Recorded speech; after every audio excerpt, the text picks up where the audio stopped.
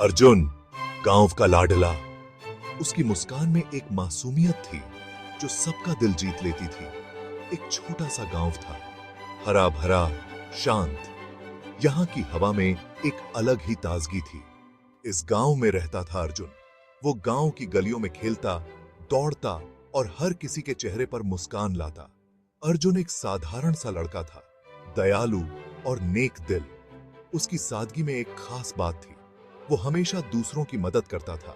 चाहे कोई बूढ़ा हो या बच्चा, अर्जुन हमेशा तैयार रहता। बच्चे उसे बहुत प्यार करते थे। वो उनके साथ खेलता, कहानियां सुनाता और उनके हर सवाल का जवाब देता। वो उनके साथ खेलता, कहानियां सुनाता।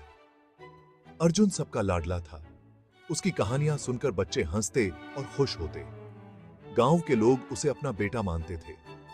हर कोई उसे अपने परिवार का हिस्सा समझता था। वो हमेशा मुस्कुराता रहता था।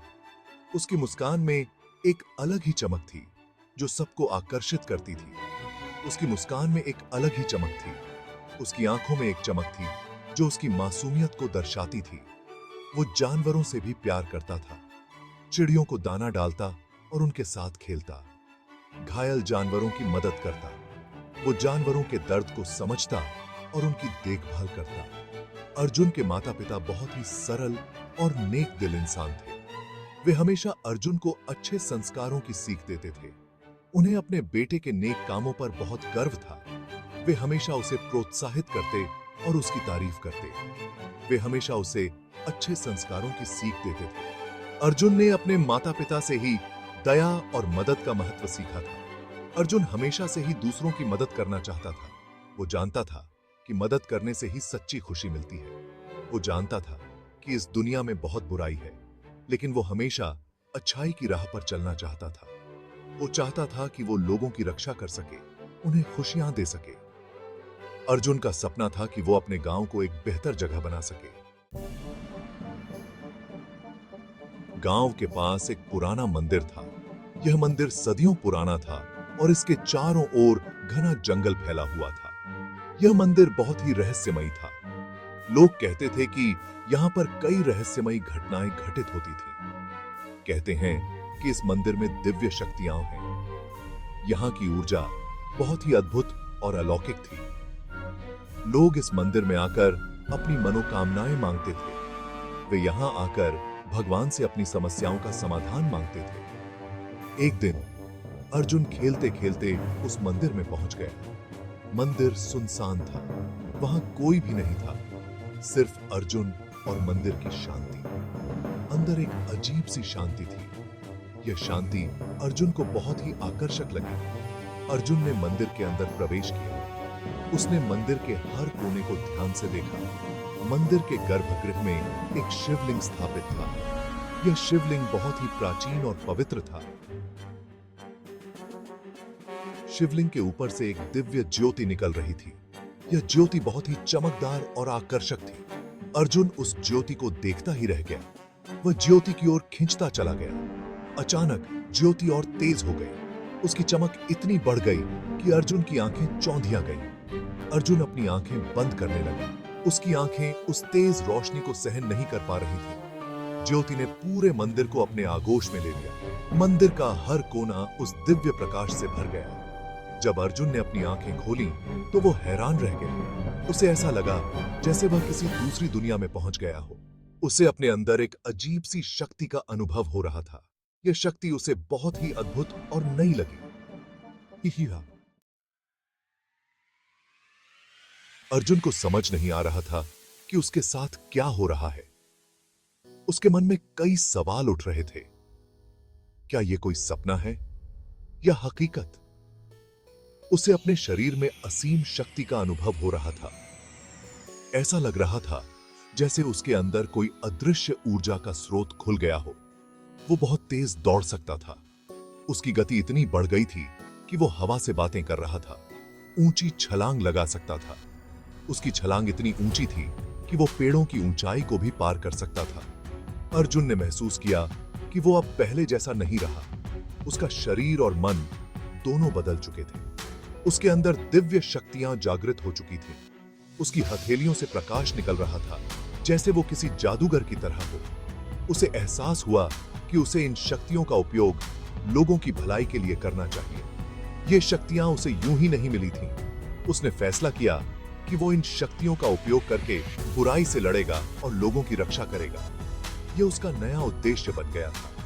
वो ध्रुव तारे की तरह अडिग और निडर बनना चाहता था। ध्रुव तारा जो हमेशा अपनी जगह पर स्थिर रहता है। अर्जुन ने खुद को एक नया नाम दिया, ध्रुव। ये नाम उसकी नई पहचान और नए सफर का प्रतीक था। ध्रुव जो हमेशा सत्य और न्याय के लिए लड़ेगा। वो हर अन्याय के खिलाफ खड़ा होगा। ध्रुव जो लोगों की आशा की किरण बनेगा। उसकी उपस्थिति से लोग सुरक्षित और प्रेरित महसूस करेंगे। ध्रुव ने अपने गांव को अपराधियों से बचाने की कसम खाई। वो हर उस व्यक्ति के खिलाफ लड़ेगा जो गांव को नुकसान पहुंचाने की कोशिश करेगा। उसने फैसला किया कि वो अपनी शक्तियों का रहस्य किसी को नहीं बताएगा। ये रहस्य उसकी ताकत का हिस्सा था और उसे सुरक्षित रखना जरूरी था। गांव में कुछ डाकुओं का आतंक था। ये डाकू निर्दोष लोगों को लूटते थे, उन्हें परेशान करते थे। गांव वाले इन डाकुओं से बहुत डरते थे। एक दिन डाकुओं ने गांव पर हमला कर दिया। वे गांव वालों को लूटने लगे, महिलाओं और बच्चों को डराने लगे। गांव वाले बहुत डरे हुए थे। वे डाकुओं का मुकाबला करने की हिम्मत नहीं जुटा पा रहे थे। तभी ध्रुव वहां पहुंच गया। उसने देखा कि डाकू बेकसूर गांव वालों को परेशान कर रहे हैं।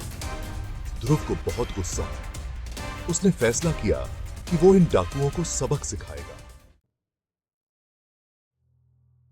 ध्रुव का पहला सामना, गांव की रक्षा। ध्रुव ने बिजली की रफ्तार से डाकुओं पर हमला कर दिया। डाकू ध्रुव की ताकत देखकर हैरान रह गए। उन्हें समझ नहीं आ रहा था कि यह लड़का कौन है और कहां से आया है। ध्रुव ने अपनी अद्भुत शक्तियों का उपयोग करके डाकुओं को मार भगाया। डाकू जान बचाकर भाग गए। गांव वाले ध्रुव की बहादुरी देखकर हैरान रह गए। उन्होंने पहले कभी ऐसा नजारा नहीं देखा था। ध्रुव ने गांव वालों से कहा कि वे अब डरे नहीं।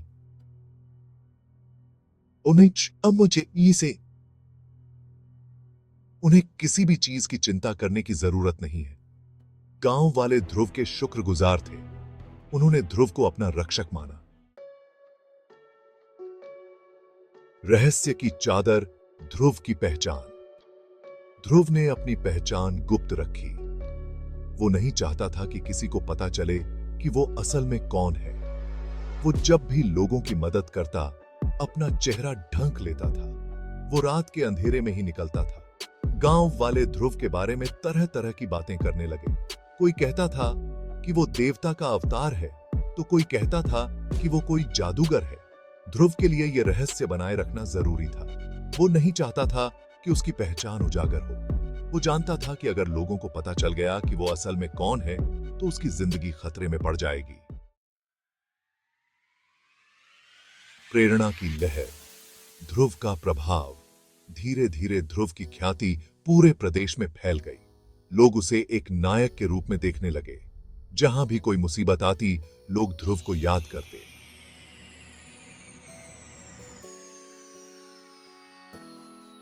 वे जानते थे कि ध्रुव उनकी मदद जरूर करेगा। ध्रुव की कहानी ने लोगों को नई उम्मीद दी। लोगों को एहसास हुआ कि बुराई कितनी भी ताकतवर क्यों न हो, अच्छाई की हमेशा जीत होती है। ध्रुव की कहानी ने लोगों को प्रेरित किया कि वे भी अपने अंदर के डर को भगाकर बुराई के खिलाफ आवाज उठाएं। एक नया दुश्मन, भ्रष्टाचार का साया। ध्रुव ने कई लोगों को अन्याय से बचाया, लेकिन उसे एहसास हुआ कि असली दुश्मन तो भ्रष्टाचार है। भ्रष्टाचार ने समाज को दीमक की तरह खोखला कर दिया था। ध्रुव ने फैसला किया कि वो भ्रष्टाचार के खिलाफ लड़ेगा। वो जानता था कि यह लड़ाई आसान नहीं होगी। भ्रष्ट नेता, अधिकारी और अपराधी सभी एक दूसरे से मिले हुए थे, लेकिन ध्रुव डरने वाला नहीं था। वो जानता था कि उसे लोगों का साथ मिलेगा। न्याय की तलाश, ध्रुव का मिशन। ध्रुव ने भ्रष्टाचार के खिलाफ अपनी लड़ाई शुरू कर दी। उसने भ्रष्ट नेताओं और अधिकारियों के खिलाफ सबूत इकट्ठा करना शुरू कर दिया। वो रात में चुपचाप उनके घरों और दफ्तरों में घुस जाता और उनके काले कारनामों का पर्दाफाश करने वाले सबूत ढूंढता। ध्रुव ने इन सबूतों को मीडिया और पुलिस तक पहुंचाया। धीरे धीरे भ्रष्टाचार का सच सामने आने लगा। भ्रष्ट नेता और अधिकारी डर गए। उन्होंने ध्रुव को रास्ते से हटाने की कोशिश की, लेकिन ध्रुव हर बार बच निकलता।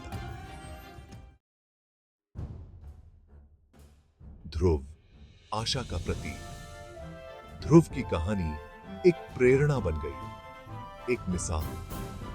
उसने लोगों को दिखाया कि एक इंसान में कितनी ताकत और साहस होता है। ध्रुव ने लोगों को सिखाया कि अगर उनके इरादे नेक हों तो उन्हें कोई नहीं हरा सकता। ध्रुव की कहानी आने वाली पीढ़ियों को हमेशा प्रेरित करती रहेगी, उन्हें मार्गदर्शन देगी। वो लोगों के दिलों में हमेशा एक नायक के रूप में जीवित रहेगा। ध्रुव सच्चे मायने में आशा का प्रतीक बन गया, एक आदर्श